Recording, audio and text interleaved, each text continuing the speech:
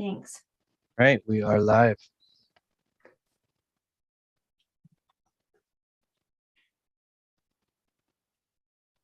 Okay. The May 20th, 2022 Oregon State Lottery Commission meeting is now in session. It's noted for the record that commissioners are attending this meeting via a web meeting, and a quorum of commissioners is present for today's meeting. Today's meeting is being live streamed on the internet, and a link is posted on the Oregon Lottery website. Will the clerk please call the roll? Commissioner Patel? Here. Commissioner Ramirez? Here. Commissioner Wilcox? Here. Chair Saathoff? Here. Will the clerk please inform the commission of who else is in the meeting?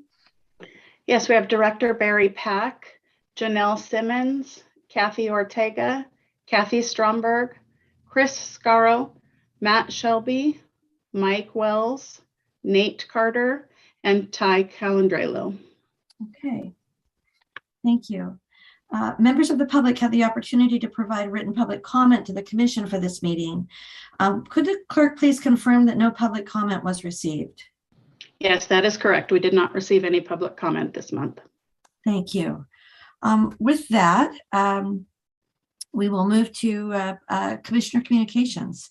And I will just open the floor just for any of the commissioners if you have any statements or comments or information you'd like us to have.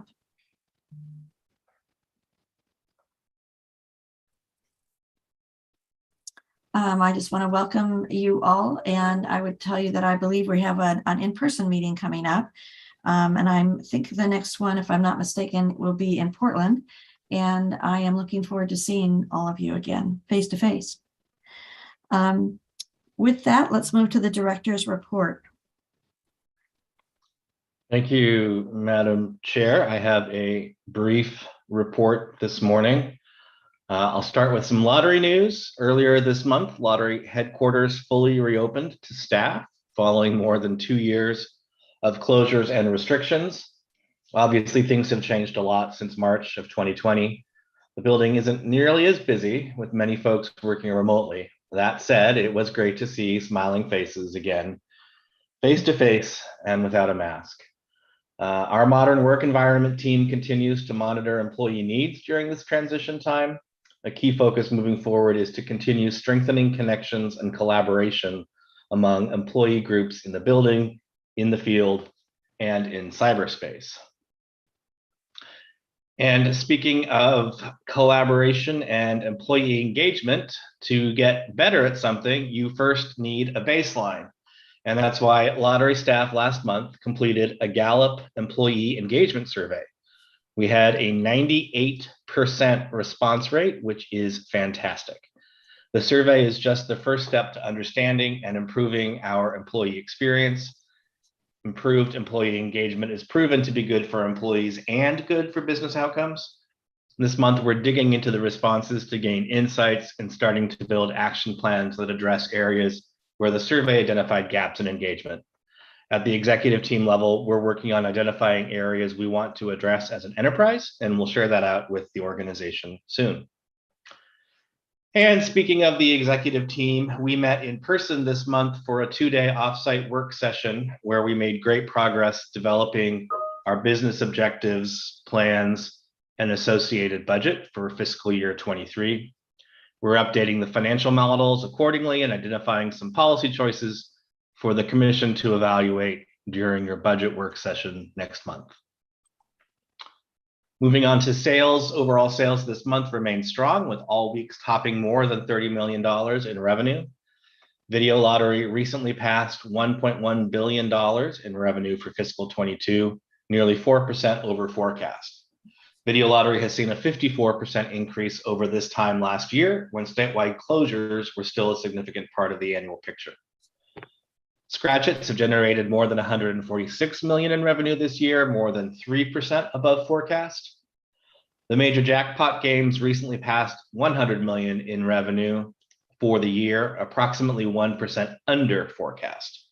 With the exception of the recent Powerball jackpot that was hit at $421 million, our 3 major jackpot games have been relatively quiet during much of the past month and frankly, the past year. Keno is just shy of 100 million this year, almost 2% over forecast and nearly 14% over this time last year. And in the past 4 weeks, over 1.3 million sports bets were wagered for a total turnover of nearly $43 million and over 4.7 million in gross gaming revenue. Basketball, particularly the NBA playoffs, is responsible for nearly half of this past month's activities. And finally, our winter stories, Janet Ulrich. Two of Janet Ulrich's joys in life are Slurpees and playing new Oregon Lottery Scratch-It games. One of those joys paid off this month when she won $100,000 playing the new Hot Dice crossword Scratch-It game, yes, while enjoying a Slurpee. Janetta stopped by in a nearby 7-Eleven store, but the Slurpee machine was down and they didn't have the new Scratch-It game she was hoping to play. Another stop, no Slurpee or Scratch-It. Undeterred, she tried one more location, the 7-Eleven on Southeast Foster Road in Portland, a few minutes from her home in Clackamas. Not only was the Slurpee machine working, but she also found the Hot Dice crossword Scratch-It. After buying 2 tickets, Janetta scratched her ticket at home. Quote, "At first I thought I'd won $1,000, she said. Then I started recounting the words and realized I had 10. Janetta's ticket was the game's top prize, $100,000. In addition to Janetta's win, these players also won big playing our games this month. Mike Burge of Eagle Point won $50,000 playing the electric dice Scratch-It. Thomas Snyder of Tillamook won $150,000 with the Season's Greetings Scratch-It. And Sharon Polston from Wood Village won $57,162.90 playing Keno. That concludes my report for this month. I'm happy to answer any questions. Questions or comments from the commission? I just got to say that's a real dedication to Slurpees. And Scratch-Its. Yeah, scratches. Wow. Okay, let's move to the minutes. The minutes of the previous commission meeting have been circulated to the commission in advance of the meeting. If there are no changes to the minutes, is there a motion to approve? I move that Go ahead. I move that the minutes of the Oregon State Lottery Commission meeting held on April 29th, 2022 be approved as final as presented today. Do I have a second? Second. Will the clerk call the roll? Commissioner Patel, Aye. Commissioner Ramirez, Aye. Commissioner Wilcox, Aye. Chair Saathoff. Aye. For the record, the motion is passed. Great. Okay, financial report. Kathy, you're up. Yes. Good morning. Can everyone hear me? I can. Okay. Good morning, Chair Saathoff, Commissioners, Director Pack. For the record, my name is Kathy Ortega, Chief Financial Officer for the Oregon Lottery. And we're here to go over the financial report for the month and year to date ended April 30th.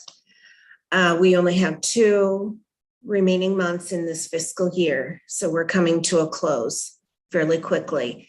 Calling to your attention your materials for the month ended statement, April 30th. We have net revenue of 124 million on a budget of 108 million, about 16.1 million favorable. We have commissions and game vendor charges, which are unfavorable when we have a favorable revenue variance.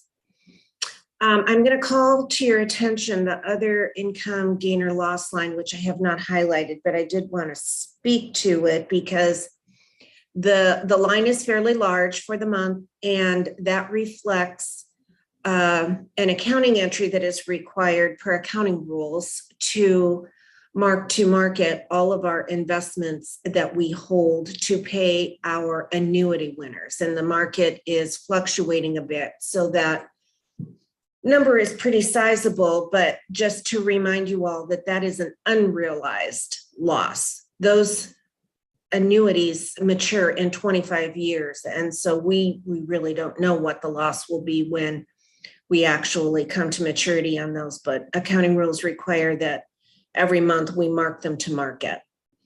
I also want to call to your attention the salaries, wages, and benefits line, which is, I'm going to probably confuse you here, but if you recall, last month, we asked for permission to adjust the budget for the accruals that we were making for PERS, anticipating that we would have another large adjustment for this year. We no sooner got your permission than, as we had requested, we did get information earlier in the year, in the month of April instead of the month of August, for what the adjustment will be this year. And we had a surprise. We found out that our share of the accrual would be a negative almost $9.7 million. And so that is a preliminary number. It will be finalized later, although a lot of the data is in. I don't expect it to change much. I don't really have a lot of information at this point on why we're experiencing a decrease when last year we experienced almost $27 million increase. But we, in the month, have adjusted for that $9 million, and we had accrued $10.5 million towards what we thought was going to be a large an entry again this year. So we need to reverse that also. So the actual entry reduced salaries and wages in the month by 19.7 million. So this is another area that is just really confusing. I have the numbers, but I don't have a lot of explanation for you. I'm hoping that we'll be able to dig into that and find out why the number is negative this year, although I suspect stock market activity has something to do with it. Kathy, on that, yeah, I would suspect it's some market noise going on too. My only question would be, and I realize we don't really have any information now, that at some point we either have executive session later on, or there's an ability to explain to us this sort of fluctuation back and forth. I mean, obviously we had some position we took last year that wasn't where we ended up, but it'd be nice to know if there's some rethinking of all of that. But on a go forward basis, I'm just requesting more information as you get it. Okay. Absolutely. I wish I had more information because I don't understand it myself. That's all right. So as I gain understanding, or if I am able to get understanding, I will report back. Also, net profit of 105 million on $68.9 million budget, $36 million favorable, which is a very nice number for the month. And flipping to the page that is the year-to-date statement through the end of April, we have 1.188 billion of net revenue on a 1.143 billion net revenue, 44.4 million favorable. There's some shifting around on the commissions and game vendor charges line, which is just really more either a budgeting rate variance or unfavorable variance because we have favorable revenue. And you can see on the salaries, wages, and benefits line, you can also see the impact of that PERS entry coming through. We have net profit of $810.8 million on $727.6 million budget, $83 million favorable variance. Favorable variance, the 83 favorable variance, at least not quite, but half of that looks like it's timing issues on spend. Is that correct, Kathy? Am I reading this right? There's spend that hasn't been, yeah, okay. Yeah, it looks like about 44 million of that 83 million is revenue. So the rest is going to be spend. Right. And some of that, of the rest that's spend, is this 19 that we have on the salaries, wages, so on. Okay, thank you. Yes. That entry does muddy the waters a bit. We had a couple of negative variances for the month and the year, well, for the month in one case and on a year-to-date basis. On travel, we are doing more traveling with deployments on the VLT program. That budget was spread out throughout the year. We're still favorable on a year-to-date basis. And on fleet expenses, we're continuing to experience fuel price fluctuations. And I think we attempted to adjust for it, and it's coming in worse than we had anticipated. But that is a common experience for almost any business that drives fleet vehicles. I also have the balance sheet here for you today to take a look at. And I'd be happy to answer any other questions that you may have this month. Questions or comments from anyone on the commission regarding the financials?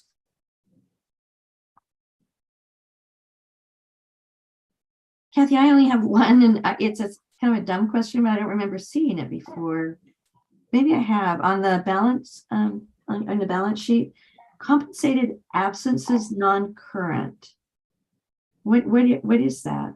Compensated absences? Is this vacation? Yes. Oh, okay. Thank you. Sorry, I said it was a dumb question. No dumb questions here. It is our obligation to pay out Yeah, vacation that's been earned if our employees separate. I just hadn't recognized it as compensated absences. Anyway, anyone else on the commission? Okay, is there a motion to approve the financial statements?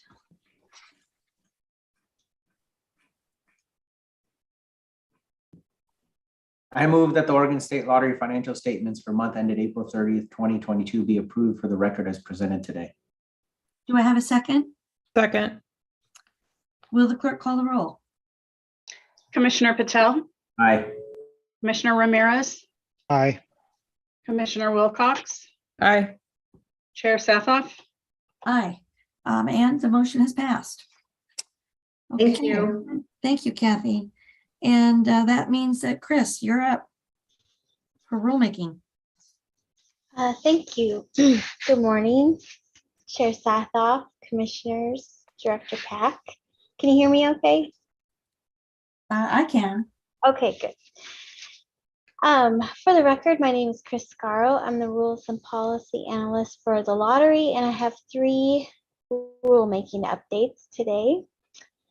So first up, you'll recall we've discussed previously that we've been addressing some video lottery terminal inventory issues. And in terms of a long-term solution, we are developing a comprehensive approach to our VLT ecosystem to ensure the long-term sustainability of the program, and you'll hear more about that in the coming months. However, in the short term, we are continuing our pause on processing applications for new locations as well as new installations at our existing retailers. We do have a rule in place that explains that to folks, and we have previously recommended keeping the rule in place while we continue long-term planning. So we have completed the public rulemaking process. Briefly for the record, we filed notice with the Secretary of State on March 25th, notified interested parties, media, and legislators as required by law. We provided several weeks for the public to comment in writing or at a rulemaking hearing, but we did not receive any public comment for you to consider today. Director Pack has reviewed the rule and recommends the Commission adopt the rule as presented in your meeting materials today to be effective on June 1st. So happy to answer questions. Otherwise, when you're ready, you should have a motion in your materials. Thanks, Chris. Any questions or comments from the commission on this rule?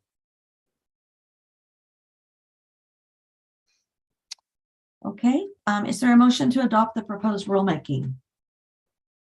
I move that OAR 177-045-0035T be repealed and OAR 177-045-0035 be adopted as presented in the meeting materials today, effective June 1st, 2022. Thank you. Do I have a second? Second. Will the clerk call the roll? Commissioner Patel, Aye. Commissioner Ramirez, Aye. Commissioner Wilcox, Aye. Chair Saathoff. Aye. And the motion is passed. Thank you. Okay, Chris, your second one, the sports betting rules.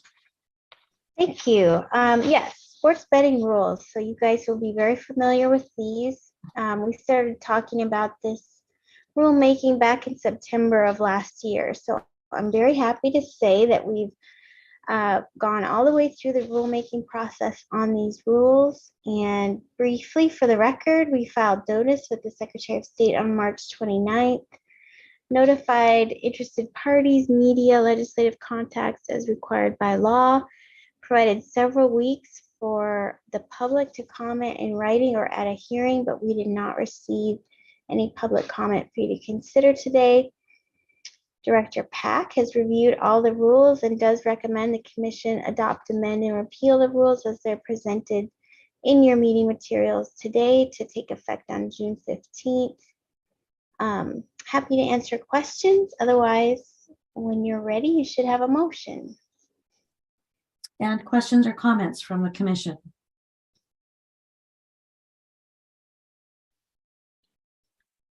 Okay, is there a motion to adopt the proposed rulemaking? I move that OAR 177-010, 046, 092, 093 be adopted, amended and repealed as presented in the meeting materials today, to be effective June 15th, 2022, upon expiration of the temporary rules. Thank you. Do I have a second? Second. Will the clerk call the roll? Commissioner Patel, Aye. Commissioner Ramirez, Aye. Commissioner Wilcox, Aye. Chair Saathoff. Aye. For the record, the motion is passed. Chris, thank you. Anything else from you that you'd like to talk to us about? Oh, I'm sorry, there's one more, the non-sufficient funds. I apologize. No problem. So one more before I let you go. This is just a heads up that we are considering amending our NSF rule to provide a timeline of 5 working days for retailers to provide documentation that a bank error caused an NSF. And just for a little bit of background, every week we do an electronic funds transfer from retailers to the lottery based on their sales, less of course their commission that they've earned. Sometimes NSFs do occur and we have a rule that prescribes various activities that must occur.